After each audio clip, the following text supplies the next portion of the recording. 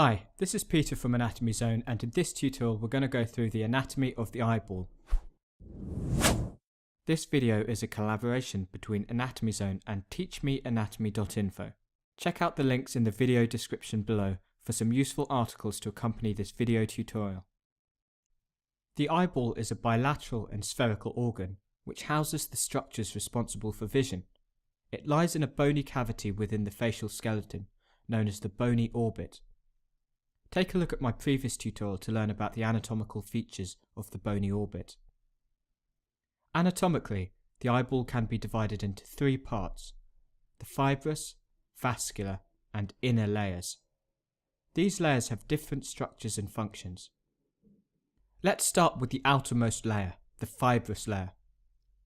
I've switched over now to a view of the isolated eyeball, with some layers dissected away. The fibrous layer of the eye is the outermost layer. It consists of the sclera and the cornea, which are directly continuous with each other. You can see the shape and continuity of the cornea with the sclera from this lateral view. Their main functions are to provide shape to the eye and support the deeper structures.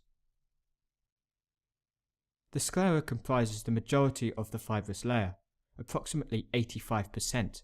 And provides attachment to the extraocular muscles. The extraocular muscles are responsible for the movement of the eye. Check out my previous tutorial for more information on these muscles. In addition, several vessels and nerves penetrate through the sclera, including the optic nerve, which you can see here posteriorly. The sclera is visible as the white part of the eye. The cornea is continuous anteriorly with the sclera, and is transparent and positioned centrally at the front of the eye. Light entering the eye is refracted by the cornea.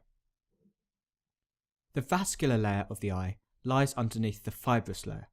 It consists of three continuous parts: the choroid, the ciliary body, and the iris. The choroid is a layer of connective tissue and blood vessels. It provides nourishment to the outer layers of the retina. I've switched over to an anterior view showing the whole eyeball to show you the ciliary body, which I've highlighted in green. You can see how it encircles the eyeball. The ciliary body itself is comprised of two parts: the ciliary muscle and ciliary processes. I've sliced the eyeball in half, and we've rotated around to look at the eyeball in section. Let's just review the structures that we have already discussed so that you are oriented to this view. You can see the outer fibrous sclera in continuity with the cornea anteriorly. You can also see the inner vascular choroid and the ciliary body here in green.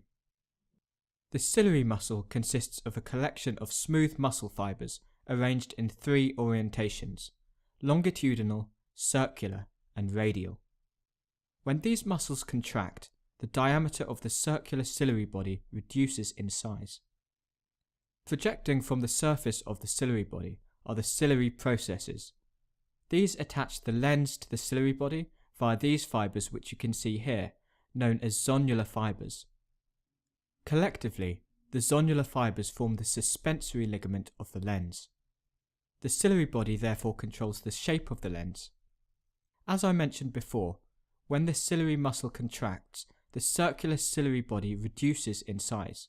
When this happens, the zonular fibers therefore slacken, reducing the tension applied to the outside of the lens, allowing the lens to return to a more rounded shape. This process is known as accommodation and adjusts the lens for near vision.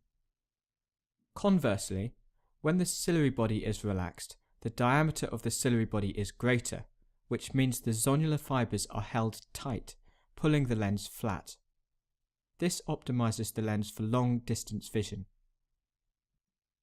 In addition to adjusting the lens shape, the ciliary body also contributes to the formation of aqueous humor. The final structure of the vascular layer is the iris. This is a circular structure with an aperture in the center called the pupil. The iris is the component of the eye which gives you your eye color. It has two arrangements of fibers which control the size of the pupil: circular fibers and radial fibers. The circular fibres make up the sphincter pupillae muscle, which is innervated by the parasympathetic nervous system. Activation of this system causes constriction of the pupil, which thereby limits the amount of light that can enter the eye. The radial fibres, on the other hand, make up the dilator pupillae muscle, which are innervated by the sympathetic nervous system and cause dilatation of the pupil, thereby increasing the amount of light that can enter the eye. I've highlighted the iris in green and sliced the eyeball in half. Let's rotate around to view the eyeball in section and view the relationship of the iris to the other structures we have covered so far.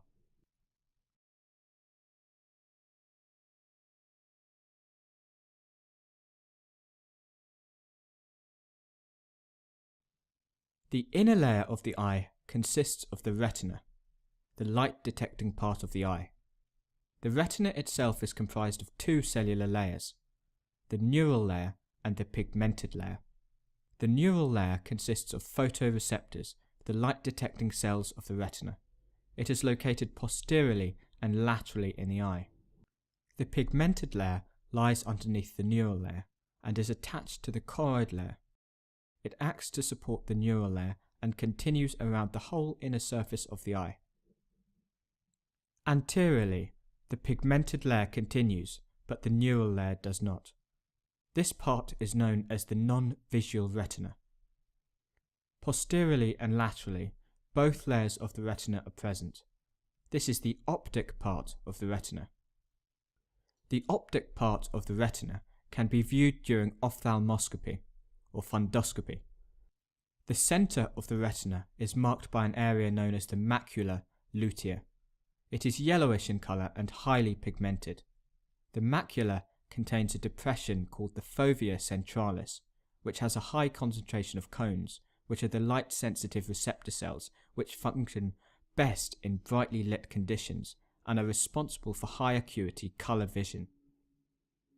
The area that the optic nerve enters the retina is known as the optic disc. It contains no light-detecting cells and is therefore referred to as the blind spot of the retina. The central retinal artery enters at this point, and its branches are visible at this point when viewed during fundoscopy.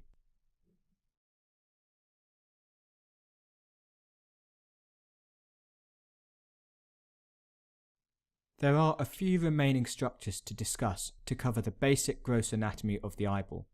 There are two fluid-filled areas in the eye, known as the anterior and posterior chambers.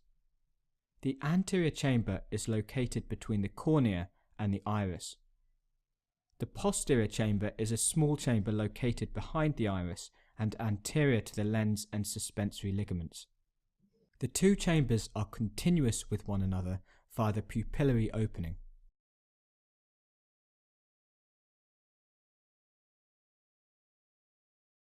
The chambers are filled with aqueous humor, which is a clear plasma-like fluid that nourishes and protects the eye. The aqueous humor is secreted first into the posterior chamber and flows into the anterior chamber via the pupil, and is then absorbed into the canal of Schlemm, also known as the scleral venous sinus. This channel encircles the eye, lying at the point between the cornea and the iris. You can see this highlighted in blue on this model. If the drainage of aqueous humor is obstructed, the intraocular pressure will rise, a condition known as glaucoma.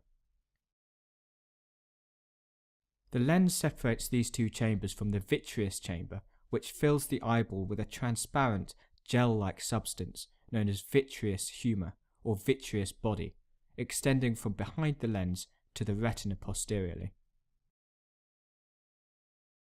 So that's an overview of the gross anatomy of the eyeball. In the next tutorial, we'll take a look at the vascular supply. If you have enjoyed this video, please click the like button below and subscribe for more video tutorials. Thank you for watching. The 3D models used in this tutorial were powered by the excellent and free Anatomy Learning app. Check it out for yourself.